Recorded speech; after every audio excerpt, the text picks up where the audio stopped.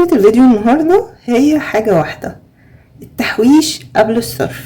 في ناس بتفتكر ان هما يحوشوا من اللي يتبقى اخر الشهر، لكن الحقيقة ان اخر الشهر ده عمره ما بيتبقى حاجة. هنتكلم النهاردة ازاي تحوشي 30 جنيه في اليوم وتعملي 11,000 جنيه اخر السنة. سر الجمعية مع نفسك بدون افراد. تخيلي بعد سنة من دلوقتي تفتحي حصلتك وتلاقي فيها 11,000 جنيه. المبلغ ده جاي منين؟ جاي من 30 جنيه في اليوم بس، من غير جمعية مع ناس ولا وجع دماغ. دي حاجة انا بسميها جمعية مع نفسي، ده مفعولها زي السحر. لو اول مرة بتشوفيني فانا امنية علي ودي قناتي، وما تنسيش اللايك والشير والاشتراك في القناة وتفعلي الجرس على الكل عشان يوصلك كل جديد. واللايك لان اللايك ده اللي بيرفع الفيديو ويخليه يوصل لاكبر عدد من الناس عشان الكل يستفيد. فكرة الفيديو النهاردة هي حاجة واحدة: التحويش قبل الصرف. في ناس بتفتكر ان هما يحوشوا من اللي يتبقى اخر الشهر، لكن الحقيقة ان اخر الشهر ده عمره ما بيتبقى حاجة. وحتى لو اتبقى حاجة هيطلع لك سبب تعرفي، يعني هتصرفي فيه الفلوس، هتصرفي مش هتعرفي تحوشي. السر هو انك تحوشي اول ما الفلوس تيجي في ايديكي، قبل ما تصرفي جنيه واحد. الفكرة في ايه؟ ولنفرض ان ده مصروف البيت، ازازة المية دي زي مصروف البيت. لو جيت اول الشهر واخدت منها شوية هيحصل حاجة؟ مش هيحصل حاجة، مش باين، لسه الازازة مليانة وانا اخدت الجزء اللي انا عاوزاه، مفيش اي مشكلة. يعني انا لو اخدت من مصروف البيت بعد ما اطلع الصدقة اخدت 20%، تخيلي بس النسبة قد ايه؟ 20% من الكل ولا اي حاجة، مش فارق. لكن لما استنى لاخر الشهر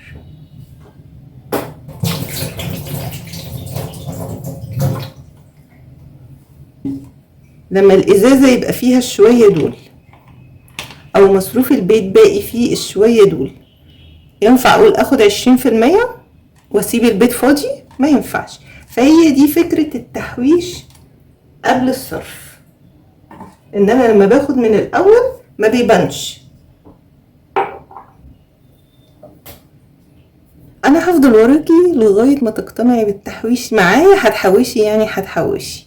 عملنا قبل كده فيديو تحويش 5 جنيه وتحويش 10 جنيه، وده كان فيديو تحويش 10 جنيه.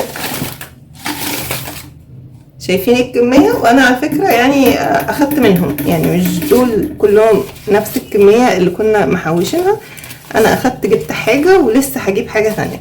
وده كله من 10 جنيه اللي كنت بحطها كل يوم. دلوقتي انا بقولك التحدي الجديد ان احنا هنحط 30 جنيه 30 جنيه وبعد 10 شهور هنفتحها ان شاء الله، او على رمضان.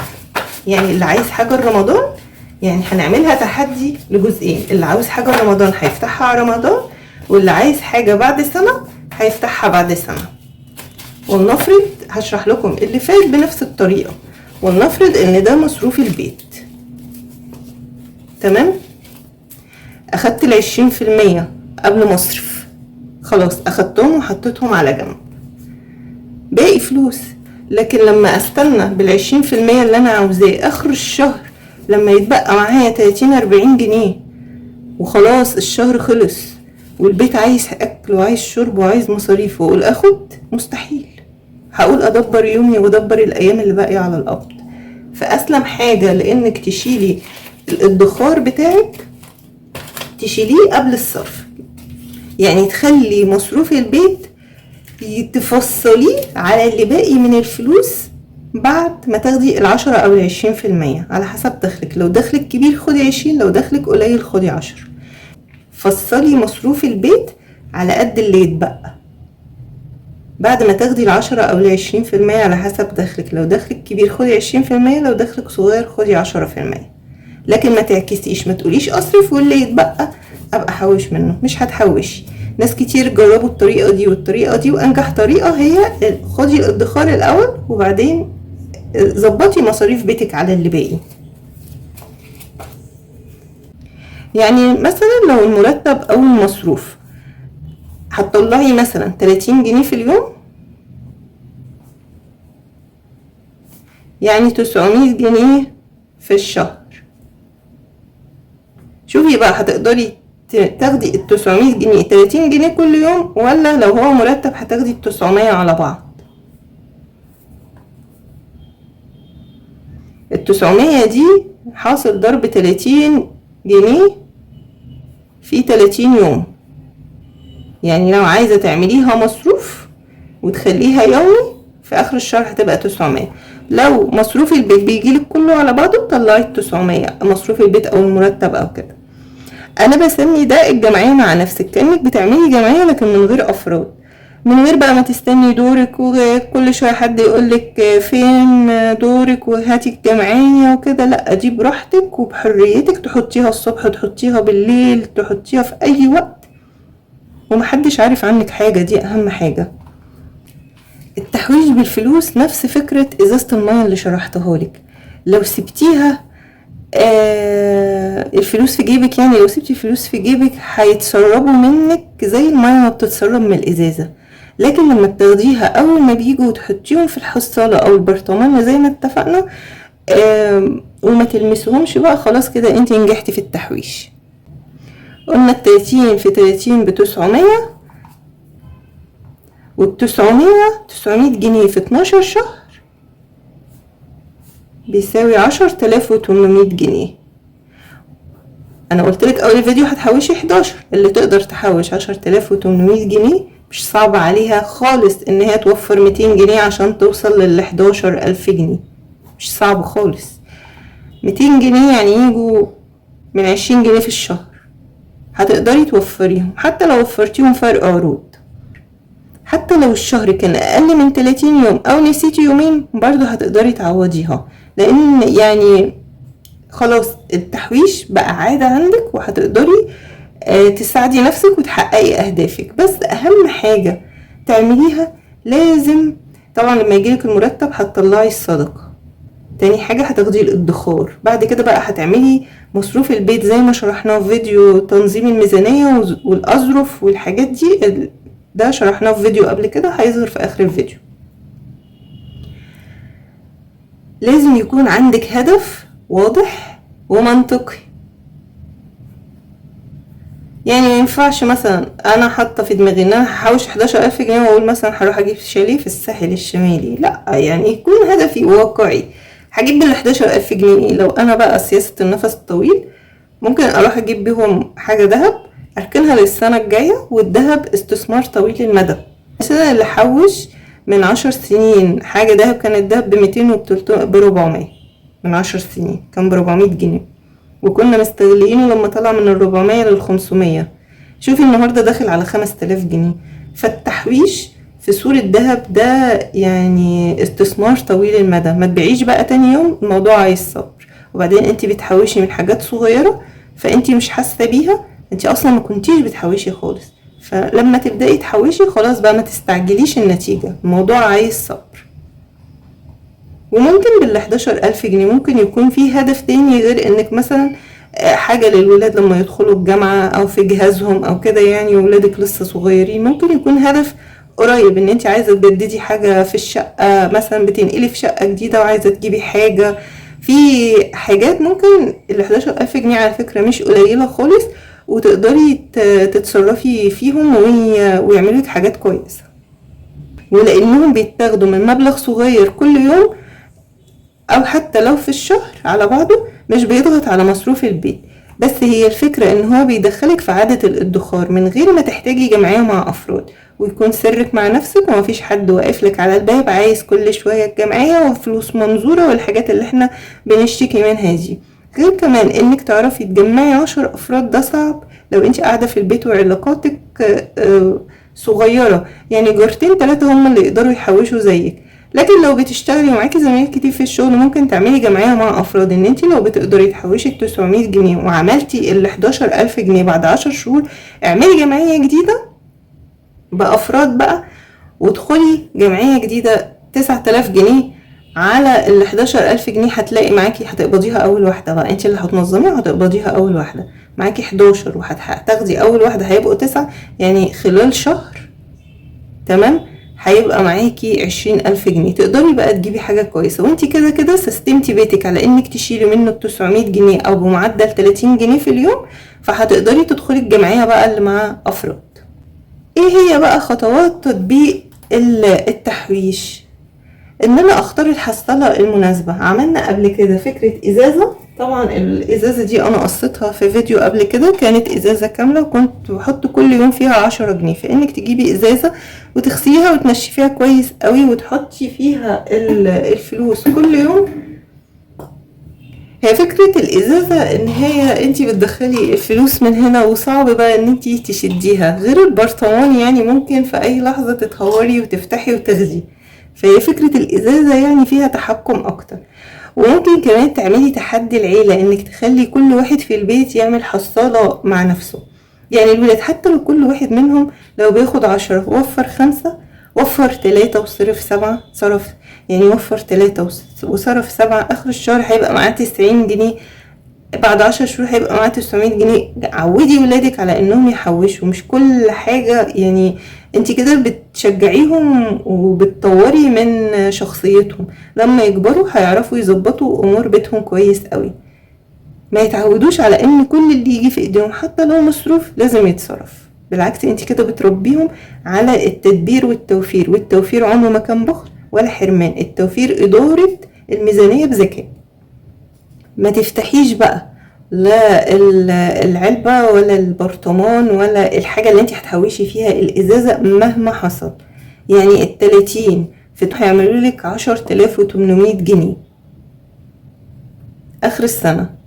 المبلغ ده ممكن يعمل رحلة حلوة، يشتري ذهب، يفرش اوضه لولادك، تشيلي لولادك للجامعة لو انت بتستثمري بقى لقدام، يعني تجيبي بيه حتة ذهب صغيرة كده وتشيليها تساعدك في مصاريف الجامعة، في مصاريف جهاز بنتك. مش هقولك هاتي من دلوقتي وكركبي وكده والحاجة موضتها بتروح. اغلب العرايس اللي جهزوهم من هم صغيرين بقوا يقارنوا الحاجة لما كبروا. يعني اما بنتك في ابتدائي ولا اعدادي وتجهزي، حتى لو ثانوي دلوقتي، حتى لو في ثانوي قدامها 5-7 سنين، الحاجة الالوان بتتغير والموضات بتتغير. فلا، هاتلها وقت ما ربنا يشاء وتتخطب، هاتلها جهزيها على الموضة بحيث ان حاجتها تبقى حديثة. وانتي لما بتشيلي الفلوس في دهب، هاتي خاتم صغير، هاتي حلق، هاتي دلاية سلسلة، ودي في مسمى جهازها خلاص. يعني بدل ما تنزلي تشتري طقم صيني مثلا او طقمين حاجة معينة او جهاز معين يعني بال11,000 جنيه، شيليها في صورة دهب. وزي ما الحاجة دي هتغلى الدهب هيغلى، وبرده لما تبيعيها بعد كام سنة هتلاقيها هتجيب نفس الحاجة.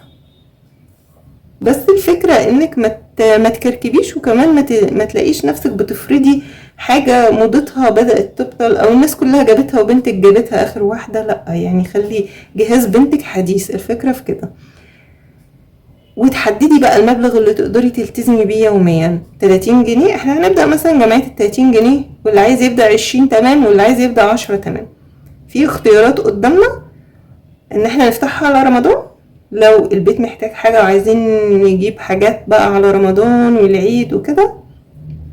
وفي يعني كل أسرة وظروفها، كل واحدة وظروفها. في اللي عندها بنت عايزة تجهزها، اللي داخل لها حد الجامعة، يعني كل حد على حسب ظروفه. لا، عايزين نفتح على رمضان تمام، عايزين نفتح على اخر السنة تمام، يعني بعد 12 شهر مش اخر السنة اللي احنا فيها. احنا دلوقتي في شهر 8، فمينفعش بعد 4 شهور تفتحي، مش هتلحقي تعملي ال11,000.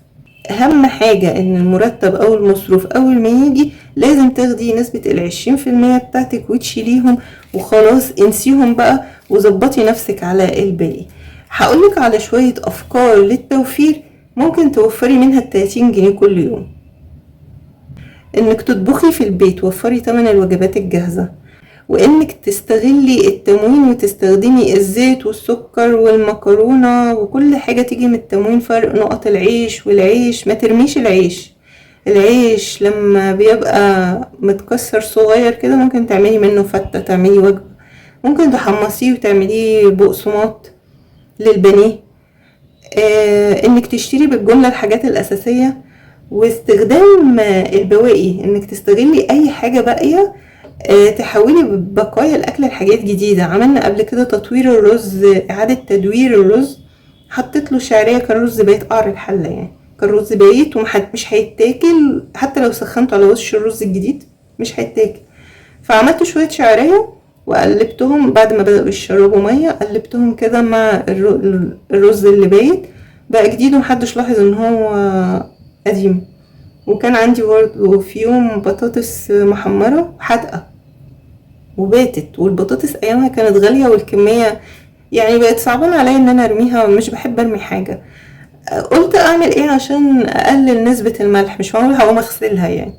فجبت بصلايه وفصين توم وقرن فلفل وطماطمايه وشوحتهم كلهم مع بعض بنقطتين زيت، وحطيت عليهم البطاطس، هي كانت صوابع قطعتها كمان على الطاسه. ده فيديو على القناه، وكانت جميله جدا. والبطاطس بعد ما كان مفيش حد راضي ياكلها اتاكلت، وبقوا يقولوا لي اعمليها تاني.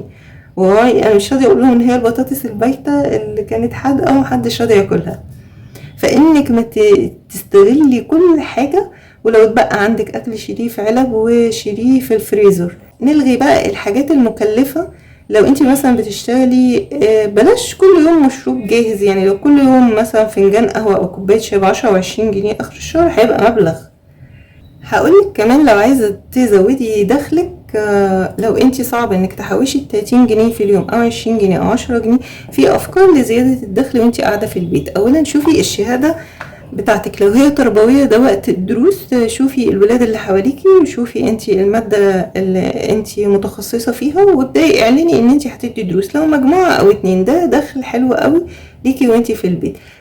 لو شاطرة في المعجنات اعملي جروب واعلني عن الحاجات اللي انتي بتعمليها، نزلي صور وقولي انا مثلا بكره هعمل. لو بتعملي قراقيش وقرص والحاجات دي اعمليها بالحجز، الناس تطلب وتدفع عربون، انزلي هاتي الطلبات، انت مش هتدفعي حاجه، هتدفعي من العربون بتاعهم، اعمليها وبعدين ابقي حاسبيها.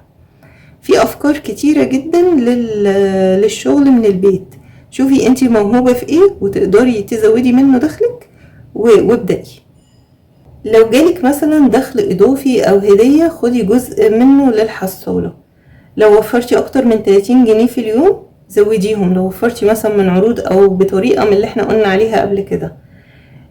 يعني لو حاجة انتي مش محتاجاها ودي تمنها مثلا، اللي هي بواقي الازايز البلاستيك والكتب والحاجات دي، بيعيهم مفيش مشكلة. حتى الفلوس اللي انتي هتاخديها حطيها في الحصالة. دي كلها افكار للتحويش. انا بقولك معايا، انا مش سايباكي غير لما تقتنعي انك تحوشي وتقوليلي انا بدأت معاكي التحدي. خلاص هبدأ من بكرة التحدي. انتوا اخواتي، وانا عارفة ان انتوا كنتوا فرحانين معايا لما فتحت الازازة دي ونزلت منها الفلوس.